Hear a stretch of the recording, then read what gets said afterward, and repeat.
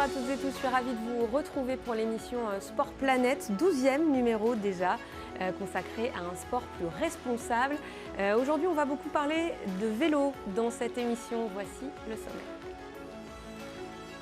Une alternative au vélo en carbone, le vélo en bambou, imaginé et conçu par Cyclic, une entreprise lyonnaise, des vélos sur mesure, adaptés à la morphologie des utilisateurs, avec du lin de Normandie transformé en Savoie. Son fondateur, Félix Hébert, va nous raconter. Il aura lieu du 1er au 23 juillet prochain entre Bilbao en Espagne et les Champs-Élysées. On va parler du Tour de France. Un tel événement peut-il être responsable? Peut-on réellement limiter son impact pour la planète? Les réponses avec Karine Bozaki d'ASO.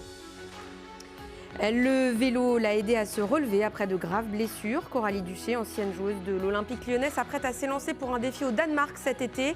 Objectif, récolter des dons pour créer un jardin d'essence, petit havre de paix pour les jeunes patients d'un hôpital lyonnais. Eh bien, bonjour à tous les trois. Merci beaucoup d'être là. Vous êtes tous venus en vélo? Pour Félix, oui. Je l'ai même amené sur le plateau. Il est garé sur le parking du plateau. Merci beaucoup en tout cas d'être avec nous pour cette émission Sport Planète consacrée au vélo, vous l'avez compris. On va du coup, comme vous êtes arrivé en vélo, Félix, vous donner la parole en premier dans cette émission. Vous êtes un ancien sportif de haut niveau, fondateur donc de Cyclic, cette entreprise qui fabrique des vélos en bambou et en lin. Alors d'où est venue cette idée ?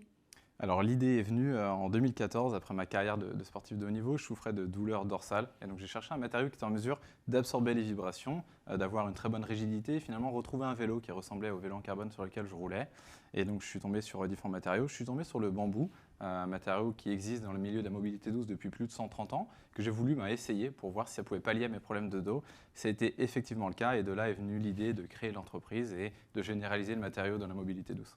Alors le bambou, comment on y vient et un peu précisément, qu'est-ce qu'il apporte à ce vélo qui, somme toute, ressemble à un vélo classique Oui, alors le bambou a deux avantages. Le premier avantage, c'est un avantage mécanique. Il va filtrer les vibrations 5 fois plus que le carbone, donc on est sur un vélo qui est extrêmement confortable.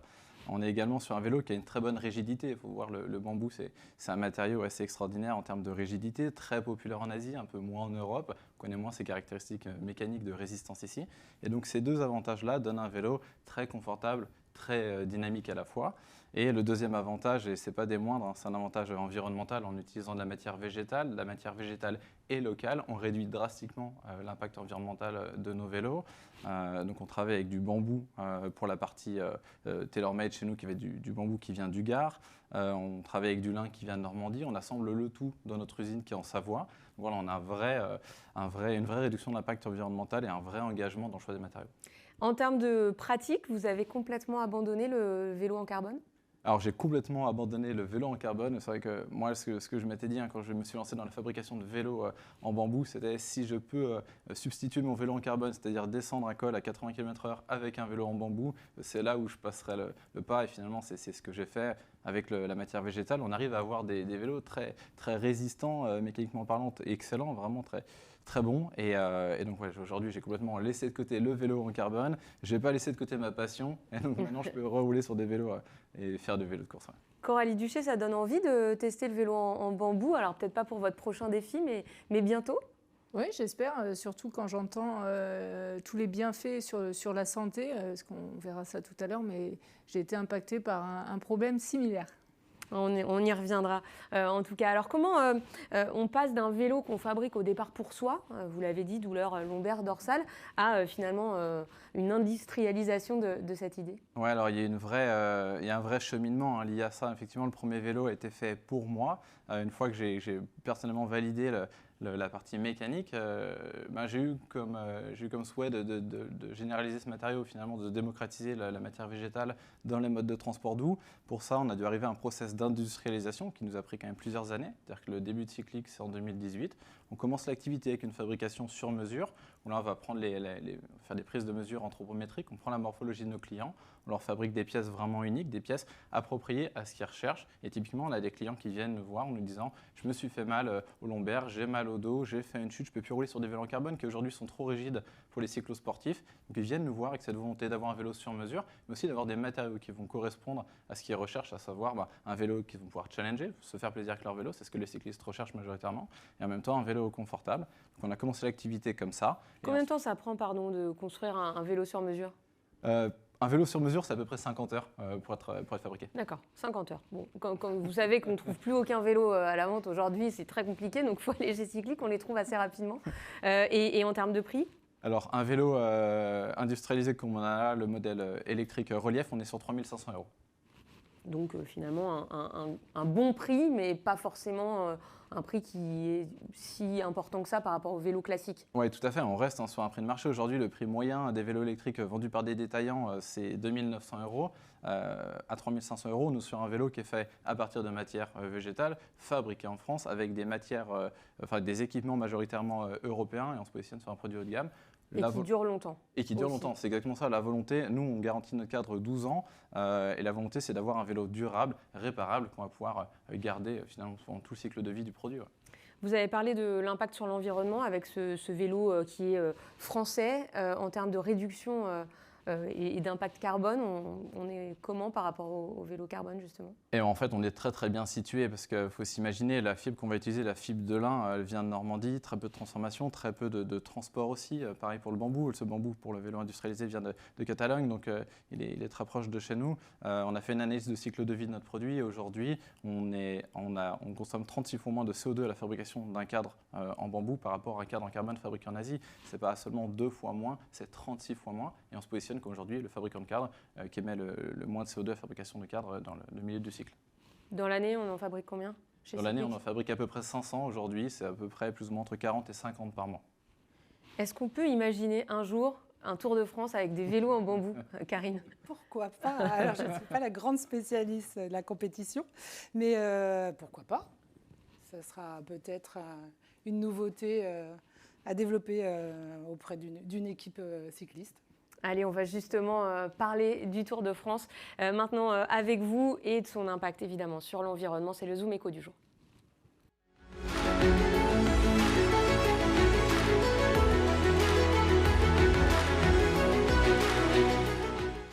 Karine Bozaki qui est donc avec nous, responsable coordination et RSE à la direction du cyclisme chez Amaury Sport Organisation, ASO, qui organise le Tour de France évidemment. Départ le 1er juillet du Pays Basque, 3404 km plus tard, ce sera Paris le 23 juillet. Alors le Tour, évidemment, sa caravane, ses spectateurs, sa logistique, un événement qui a un impact environnemental important dans le contexte qu'on connaît aujourd'hui, qui est celui de l'urgence climatique. Est-ce que le Tour, en 2023, sera plus responsable qu'avant? Il le sera toujours plus. On tend vraiment chaque année à s'améliorer sur tous les sujets, dans tous les domaines, pour faire en sorte que notre empreinte se réduise au fur et à mesure du temps. Donc on travaille sur des sujets de mobilité, puisqu'on est un événement itinérant. Donc forcément, c'est nous qui allons à la rencontre du public. Donc on se déplace avec des véhicules, avec des camions. Aujourd'hui, on a une flotte, par exemple, qui est à 100% électrique et hybride pour l'organisation. Et on incite toutes les familles du Tour à y venir aussi, avec tous les problèmes logistiques aussi que ça pose. On a des camions, pareil, qu'on passe cette année tous en biocarburant. Donc c'est vraiment des économies importantes en matière d'émissions de CO2. Donc oui, toujours plus responsable. En tout cas, c'est notre objectif. La gestion des déchets, la pédagogie auprès du public, c'est des choses que vous renforcez aussi chaque année. On le sait, en général, le public, c'est lui qui émet aussi beaucoup de carbone en venant sur les événements. Les déchets, effectivement, c'est un sujet sur le Tour, puisqu'on a à peu près 10 millions de spectateurs sur le bord de la route. On les compte pas, on n'a pas de billetterie, mais voilà, forcément, c'est du monde. On a des messages à l'attention du public. On a un véhicule environnement, par exemple, qui circule en amont de la course, justement pour sensibiliser le public sur le fait de ne pas laisser ses déchets. On voit en 10 ans que le public a beaucoup évolué sur ces sujets-là, sur les descentes de col qu'on a pu faire l'année dernière à l'Alpe d'Huez, où on a une concentration de public très importante. Juste après le passage de la course, la route est très propre. Voilà, le public est sensibilisé à ces causes. Un petit mot sur les sites qui peuvent être sensibles aussi, que le Tour traverse, avec toujours ses voitures, ses camions. Qu'est-ce que vous faites particulièrement là-dessus? Alors, ce sera le cas, par exemple, du Puy-de-Dôme, hein, cette année. Une arrivée au Puy-de-Dôme. Les 4 derniers kilomètres ne seront pas ouverts au public, par exemple. Ce sera la course uniquement qui montera. Et nous, on réduit considérablement tout notre dispositif. Donc, avec l'aide de l'ensemble de nos parties prenantes, hein, que ce soit nos partenaires, que ce soit les prestataires, que ce soit les médias. Voilà, on fait un peu des coupes sur toutes les familles pour faire en sorte qu'on puisse accéder n'importe où en France. C'est le souhait du patron du Tour, hein, Christian Prudhomme, de pouvoir aller filmer partout, accéder partout, mais à certains endroits, il faut faire des efforts. Et globalement, ça se passe bien. Pour les spectateurs, on a évoqué les déchets, parlons de la mobilité aussi, vous en avez parlé pour vous, organisateurs. Qu'est-ce qu'on fait pour qu'on n'ait pas des voitures partout et des camping-cars dans tous les sens, alors que c'est bon, effectivement, l'essence du Tour, c'est vrai. Tout à fait. Alors, les voitures, à certains endroits, on travaille avec les collectivités, hein, pour faire en sorte qu'on ait des zones de parking, voilà, pour éviter que le public ne vienne avec les véhicules vraiment sur le bord de la route. Après, on travaille, on a des campagnes en fait à destination du grand public pour inciter le public à venir en mode vert, on va dire, venir encourager les sportifs. C'est le covoiturage qu'on a mis en place sur le Tour de France. On traite aussi avec les TER pour des offres spécifiques. On en aura une par exemple avec la région Occitanie avec une offre à 10 € pour la journée. On met en place des parkings à vélo avec notre partenaire AG2R La Mondiale, justement pour permettre au public de venir à vélo au plus près de la course, vraiment favoriser transport en commun, tout ce qui permet d'éviter de prendre son véhicule pour venir effectivement sur le bord de la route. Une polémique l'année dernière sur le Tour avec ces centaines de litres d'eau qui ont choqué les gens pour bien rafraîchir la route. Vous comprenez qu'aujourd'hui, ce genre d'image, je dirais dans l'opinion publique, ça passe plus du tout. Tout à fait. Alors, l'eau qu'on utilise sur le Tour, en fait, on a une citerne de 2000 litres d'eau avec un objectif de sécurité pour les coureurs, puisqu'à certains endroits, on se retrouve avec de l'enrobé qui est relativement vieux et qui fond. Donc, à un moment donné, ça présente vraiment un caractère de dangerosité pour les coureurs. L'année dernière, sur ces 2000 litres d'eau, on a utilisé 500 litres d'eau sur quelques centaines de mètres à certains endroits.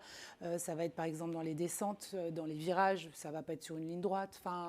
Donc on l'utilise avec parcimonie, mais on comprend tout à fait que ce soit des images quand toute la France est en restriction, qui soient choquantes. Et on travaille dessus effectivement aussi avec notre prestataire pour que ce soit fait en tout cas de façon raisonnée et raisonnable.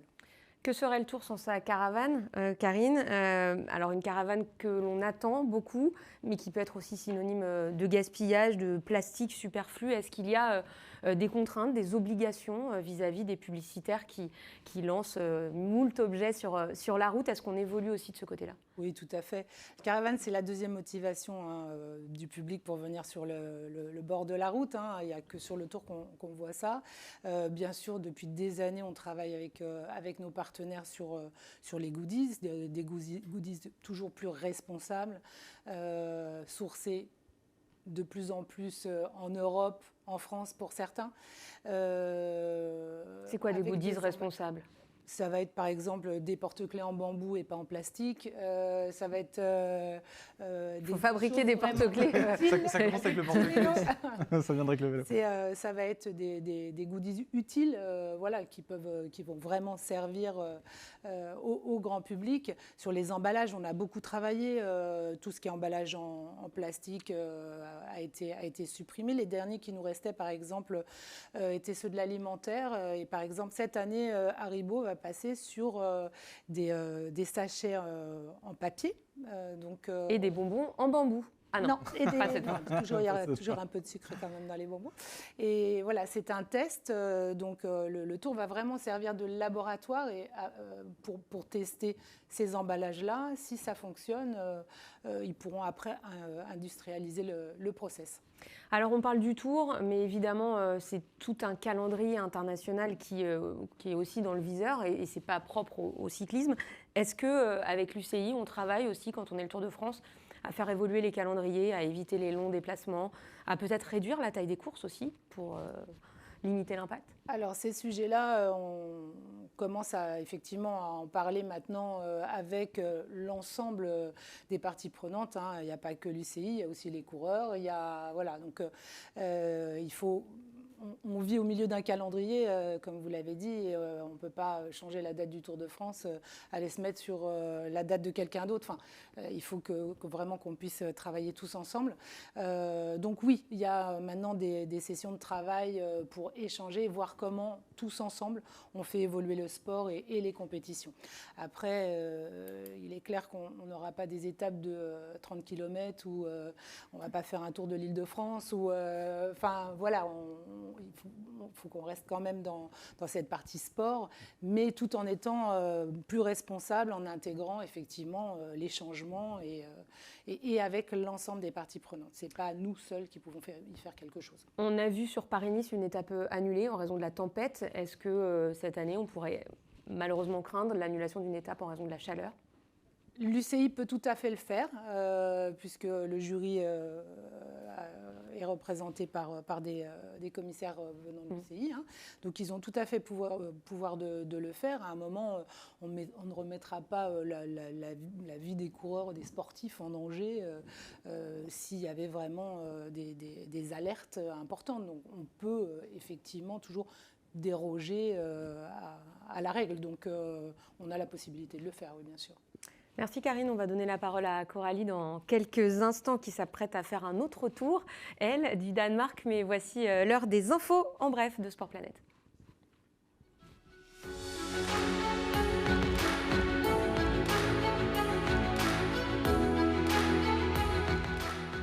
Ils ont failli ne pas partir, ils sont finalement arrivés 10e de la dernière transat Paprec entre Concarneau et Saint-Barthélemy à bord de leur bateau Race for Science Werder. Edouard Goldberry et Alicia de Pfeiffer ont choisi de lier compétition et recherche scientifique. Dès leur arrivée dans les Caraïbes, ils ont effectué des prélèvements dans les eaux du port notamment. Leur programme utilise l'ADN environnemental pour détecter toutes les espèces vivantes dans la zone. À terme, il permettra de monitorer la vie sous-marine et de comprendre le déplacement d'espèces liées au réchauffement climatique. Le tournoi de Roland-Garros a débuté et cette année encore, le Grand Chelem parisien se bouge pour la planète. Des parkings à vélo surveillés, un plan d'alimentation durable avec les restaurateurs, des produits issus du circuit court, le retour de la fresque écologique du tennis, avec en point d'orgue la célébration de la Journée mondiale de l'environnement le 5 juin prochain. Un jeu digital d'ailleurs sera organisé dans les allées du stade avec à la clé 2 places pour la finale du tournoi de Roland-Garros. Et lui, vous le connaissez par cœur si vous êtes des fidèles de Sport Planète. Nouveau défi de sensibilisation pour Nicolas Van den Elsken, éco-aventurier, qui est accompagné par Maïf. Après son Tour de France en courant en 2021, ses 110 marathons en 110 jours en 2022. Il va s'élancer le 31 mai depuis le Mont-Saint-Michel pour le Rando Raid dans l'ouest de la France, Normandie, Bretagne, Pays de la Loire. Il va parcourir 2100 km, 25 000 mètres de dénivelé sur le GR34 en moins de 27 jours. Et pendant que Nicolas va courir tous les jours entre 80 et 90 km, eh bien, il y aura des actions de sensibilisation dans les écoles bretonnes, puisque vous le savez peut-être, 2022 a été l'année la plus chaude jamais enregistrée à Rennes et à Brest. Et on lui souhaite évidemment bonne chance. Allez, on va maintenant parler d'une autre aventurière, notre éco-aventurière du jour.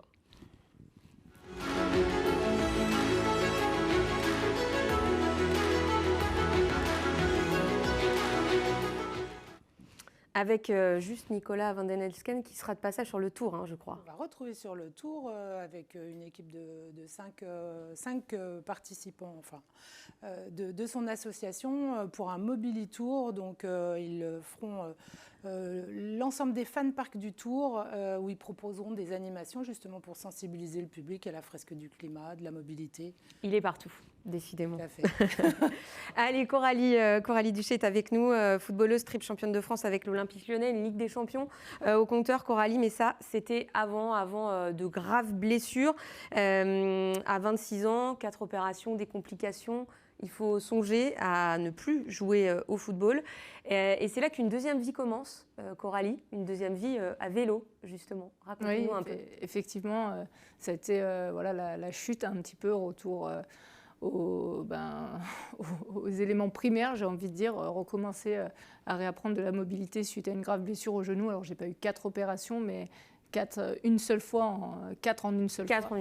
Et j'ai eu notamment une algodystrophie qui en fait se stigmatise par beaucoup d'inflammation, donc une forte douleur qui réduit la raideur, qui augmente la raideur, donc diminue la souplesse. Et il faut adapter le sport, et le vélo était le sport justement qui arrivait dans ces possibilités-là. Donc je détestais le vélo, pour être franche avec vous, parce que c'était synonyme de rééducation, donc synonyme de ne pas jouer au foot.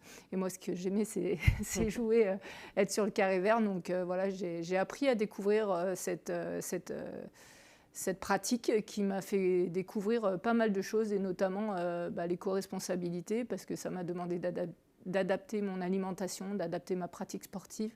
Et tout ça, une fois qu'on met le nez dedans, on découvre plein d'autres choses qui permettent de prendre soin de la nature et soin de soi. Donc, sport santé était le sujet primordial de mes dernières années. Alors, au début, on n'aime pas le vélo, synonyme de rééducation, et puis on en vient à se dire, tiens, je vais aller faire le tour du Danemark en vélo. Entre les deux, comment ça se passe et quelles ont été les étapes ? Beaucoup de sociabilisation avec d'anciens sportifs de haut niveau, notamment Jérôme Cousin, qui fait partie, comme on peut le percevoir sur les différentes photos, de baroudeurs, donc avec Pierre Rolland, qui ont monté une structure de tourisme à vélo et qui m'ont fait découvrir l'itinérance et le plaisir qu'on pouvait avoir en fait sur un 2 roues. Donc j'ai découvert ça l'année dernière, et entre-temps j'ai été contactée par d'anciens journalistes pour savoir ce que je devenais. Et ils m'ont mis un petit challenge en disant voilà, pourquoi pas aller traverser le Danemark. Et vu que je n'avais pas eu vraiment de jubilé, je me suis dit je vais associer un petit peu toute ma vie. Donc le Danemark, c'est là où j'ai joué et j'ai fini ma carrière. Le vélo, ce qui m'a sorti un petit peu des galères. Et j'avais envie en tant que femme de valeur et femme de compétition, mettre un côté caritatif en fait à cette action. Donc j'ai recontacté OL Fondation, qui m'a mis en lien avec les Hospices de Lyon. Et aujourd'hui, je vais aller rouler, comme on dit, faire des kilomètres. Alors ce ne sera pas facile, parce qu'au Danemark, et je pense que Karine me confirmera, il y a beaucoup de vent et beaucoup de pluie. C'est un petit peu la météo improbable en une journée. Donc on va essayer de faire tout ça, et je consommer local, donc je pars, personne ne me suit, on est 2 à partir en vélo. J'ai quand même une accompagnatrice qui est coach sport santé, elle, donc c'était pour avoir 2 profils différents et démontrer qu'aujourd'hui, avec peu de choses, on puisse arriver à faire beaucoup en fait. 660 km prévus autour du Danemark, c'est ça ? Même plus. Une petite semaine en plein cœur du Tour de France. On aura un œil sur le Danemark. L'idée, c'est aussi, quand on est sportif de haut niveau, de se prouver qu'on est capable de faire ça. Oui. Alors, j'ai toujours aimé la compétition, j'adore voyager, j'adore transmettre également. Et c'est vrai que de pouvoir transmettre, outre que par le côté football, pour moi, c'est une importance, parce que j'ai rencontré beaucoup de gens qui étaient en difficulté, que ce soit par le sport ou par des problématiques personnelles, et qui justement se perdent un petit peu dans leur mode de vie, doivent réadapter. Et c'est vraiment ce que j'ai envie de transmettre, que voilà, il ne faut pas tout abandonner, il existe d'autres moyens, il faut se soutenir, faire preuve de beaucoup de sociabilité, beaucoup échanger. Et puis trouver ce qui peut nous redonner passion et envie d'atteindre de nouveau des sommets. Donc moi, ça a commencé par le vélo, même si je travaille dans une entreprise qui m'a fortement poussée à me mettre sur un vélo et qui avait à l'époque une équipe au Tour de France. Donc je les remercie, parce qu'aujourd'hui, ça m'a vraiment permis, au niveau de ma santé, de retrouver un équilibre et de retrouver pas un plaisir de vivre parce que j'étais pas à ce point-là, mais vraiment de retrouver ce côté sport passion, sport compétition que j'avais connu par ma carrière footballistique, que je retrouve aujourd'hui par le vélo grâce à la nature. Ouais. Et donc maintenant, se mettre en danseuse sur le vélo, ça marche. Au début, c'était pas possible. Voilà, ouais, l'algodystrophie en fait atrophie vos muscles par le fait qu'on ne peut pas faire de sport avec du poids. Donc tout ce qui est rééducation musculaire est très très compliqué. Ça a duré 3 ans et demi. Et le fait de faire du vélo, justement, m'a permis de faire du sport à poids de charge, en fait, donc pas d'avoir d'impact de sol. C'est pour ça que tout à l'heure, j'évoquais le fait de pouvoir essayer ces vélos, ça peut être bien, parce qu'il y a un gros amortissement, comme l'expliquait. Donc que ça soit pour le dos, généralement, oui, forcément, sur un vélo, on a souvent mal au cervical ou au dos.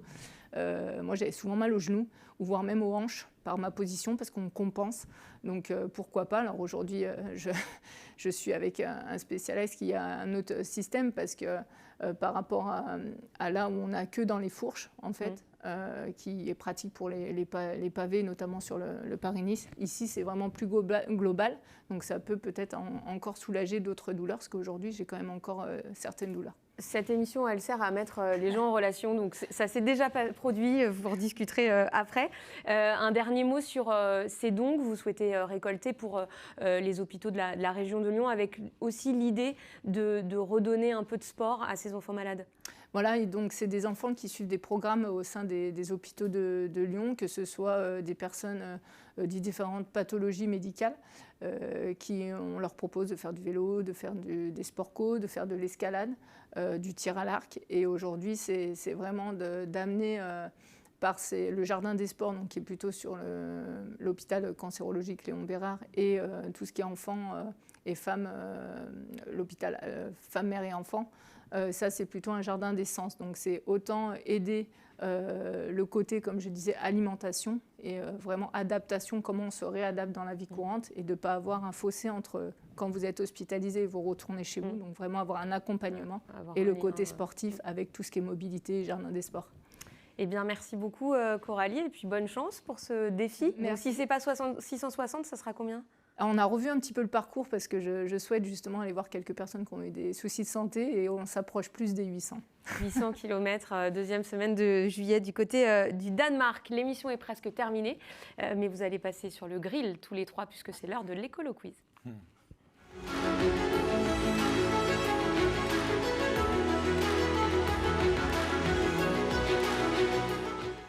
Et je vous le dis tout de suite, le vélo en bambou n'est pas à gagner, donc restez fair play. Quel sportif a dit « Ces derniers temps, nous réalisons que dans notre monde déréglé, il va être de plus en plus compliqué de faire du sport. » C'est un cycliste. Voilà, déjà. Zut, c'est pour Karine. Qui fera le Tour, qui sera au départ du Tour, dans une équipe française. Martin. Guillaume Martin. Très bien, Karine, bravo. Il a des propos qui ont été donnés en novembre 2022. Guillaume Martin, qui participera, le grimpeur de la Cofidis au Tour de France. Qu'est-ce qui va être mis en place pour les Jeux Olympiques de Paris quand on pense au vélo? J'ai 3 propositions pour vous. Un réseau de 60 km de pistes cyclables qui va relier tous les sites de compétition. Des vélos en libre service gratuits pour tous le temps des Jeux. Ou bien des vélos connectés installés à la fan zone du Trocadéro qui vont permettre de recharger les téléphones en pédalant. Connecté, je dirais. Connecté. Le réseau. Le réseau de 60 km. Décidément, Karine, elle a révisé. Donc effectivement, pendant les Jeux Olympiques de Paris l'année prochaine, un réseau de 60 km de pistes cyclables reliant tous les sites de compétition des Jeux à Paris. Ça ira pas jusqu'à Châteauroux, je pense pas, pour les épreuves de tir. Le club de foot espagnol du Betis Séville a fait une bonne action pour la planète. Savez-vous laquelle ? Je vous donne des propositions, vous ne l'avez pas? Bon, à la signature de leur contrat, 15% du salaire mensuel des joueurs est versé automatiquement à des associations pour la planète. Deuxième proposition, le club a un partenariat avec le rail espagnol et réalise tous ses déplacements en Liga en train. Et 3, pas d'arrosage automatique dans le stade. Le club s'appuie sur un système de récupération d'eau de pluie. Le 3, ce serait pas mal quand même. Le 3, ça serait pas mal. Mais c'est pas le 3. Mais c'est une bonne idée quand même. Ça serait une bonne idée.